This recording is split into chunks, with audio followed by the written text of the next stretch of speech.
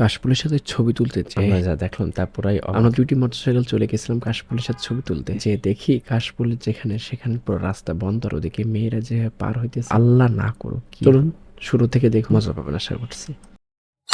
কোনো এক শুক্রবারে বৃষ্টি ভেজা রাস্তা দিয়ে যাচ্ছিলাম। ফেসবুকে সবাই যেভাবে কাশফুলের সাথে ছবি তুলে আমি একটু ছবি তুলতে যাই। এখান থেকে বিএডিসিতে যাই। বিএডিসিতে গিয়ে কিছু ভাইদের সাথে যুক্ত হই এবং তারা মোটরসাইকেলে 2জন এবং আমি আমার মোটরসাইকেলে একা হই। আমরা যাইতে থাকি বিএডিসি থেকে ডিঙেদা বেসিকের দিকে, অর্থাৎ বেসিক ওখানে পল্লীবিদ্যুতের একটা অংশ, ওর ভিতর অনেক বড় একটা জায়গা এবং ওইখানে কাশফুল আছে। ওইখানে যেয়ে দেখি যা অবস্থা, তা দেখে পুরা কাশফুল দেখার আশা তো একেবারে কান্দে উঠে গেছে।